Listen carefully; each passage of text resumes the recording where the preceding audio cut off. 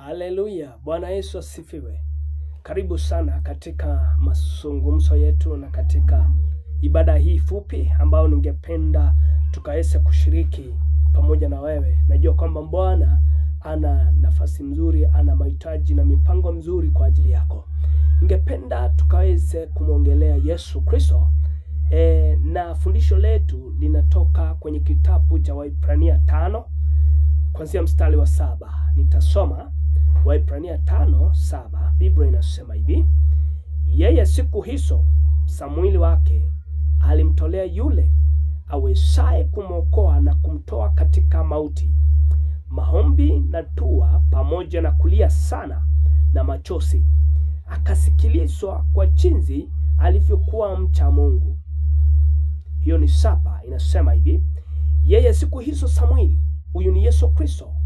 Katika siku hizo za mwili, ule wakati Yesu Kristo amekuwa tayari kwenda kujaribiwa na kuteswa kwenye msalaba. Biblia inasema alipokuwa kwenye mwili, Biblia inasema Yesu Kristo alimtolea Mungu maombi kama dhabihu, akilia na machozi. Yesu Kristo mbona akawa analia, na yeye ni mwana wa Mungu?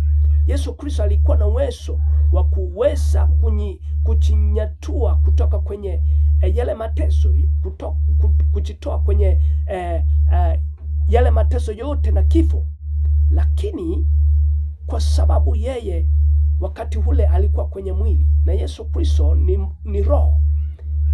Alipokuwa kwenye mwili, Biblia inasema kwamba akamtolea Mungu maombi akilia na machozi, na Biblia inasema akasikizwa, maana alikuwa ni mcha Mungu. Wakati ule Yesu Kristo alikuwa katika hali ya mateso. Biblia inasema Mungu aligeuza kisogo, akaangalia kando. Yesu Kristo akalia akasema, Eloi Eloi lama sabatikani, Mungu wangu mbona umeniacha? Wakati huo Mungu alikuwa ameangalia kando, alikuwa ameangalia kando. Kwa nini? Akawa namtazama mwanawe anavyoteswa, akawa namtazama Yesu Kristo anavyolia.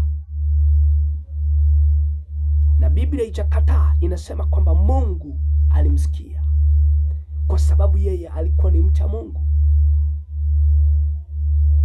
Lakini hata kama Mungu alimsikia, ni nini kilichofanyika? Kilichofanyika ni kusudi la Bwana kutendeka kupitia kwa Yesu Kristo. Maana kupitia kwa kifo cha Yesu Kristo wengi tumepata kukombolewa, tumepata ondoleo la dhambi kwa sababu ya kuvumilia. Biblia inasema kwenye mstari wa 5:8 inasema hivi: na ingawa ni mwana wa Mungu, alijifunza kutii kwa mateso hayo yaliyompata. Ingawa yeye ni mwana wa Mungu, ilimpasa kuvumilia, ilimpasa kuvumilia mateso yale yaliyompata, kwa sababu yeye alifanya hivi kwa kutii. Maana ilikuwa ni kusudi la Mungu kwamba Yesu haje duniani kwa sababu ya kuwakomboa wana wa Mungu. Munielewa vizuri? Haya yote Yesu Kristo aliyapitia kwa sababu yeye alikuwa ni mcha Mungu. Mateso haya yote aliyavumilia kwa sababu yeye alijua kile alichokuwa nakifanya. Na kama si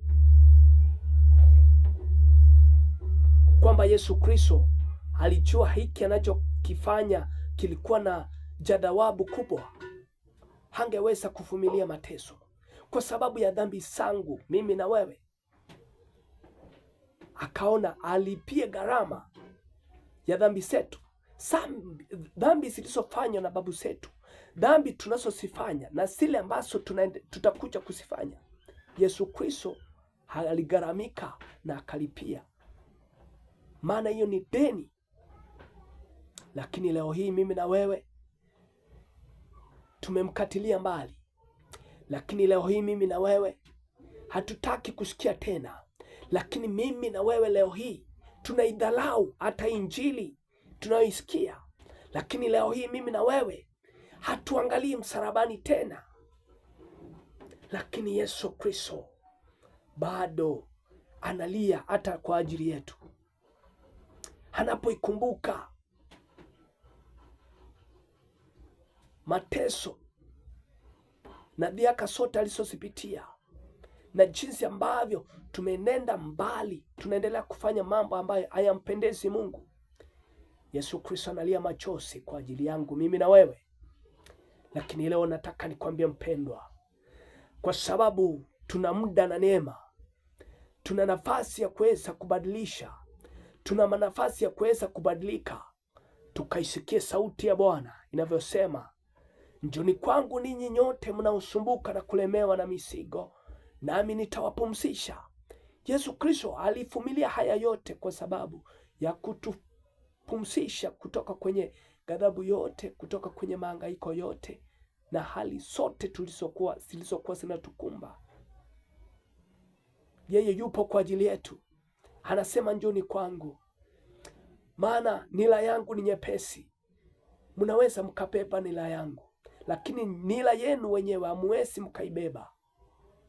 Yeye alivumilia mateso yote kwa sababu yeye ni mwana wa Mungu na yeye ni Mungu. Alikuwa na uwezo wa kubeba shida zote zetu tulizo nazo. Yeye ana uwezo wa kubeba the situations that we are undergoing. He is able to carry the situations that we are in. He is able to change everything because he is our God. He is our maker. He knows our wickedness. He knows our weaknesses. Ningependa kukwambia kwamba ubadilisha moyo na mawazo, maana Jehova bado anakuhitaji. Anasema utoke kwenye njia hizo unazozifanya ambazo asimpendezi tena Bwana, uje kwake naye atakupumzisha. Katika kitabu cha Yohana 8:32 nasema, mtaijua njia, mtaijua kweli, nayo itaweka huru. Yesu Kristo ndiye njia, ukweli na uzima. Ukijua kwamba Yesu Kristo ndiye ukweli, utembee katika njia zake, utayashinda yote. Barikiwa. Bwana Yesu awabariki kwa sababu mmekuwa karibu, mmekuwa wa kunisikiza na wa kunipongeza. Ninaomba ulike, usubscribe na ushare video hii ili wengine nao wakaweze kusikia ni nini ambacho Bwana anahitaji kutoka kwao. Barikiwa.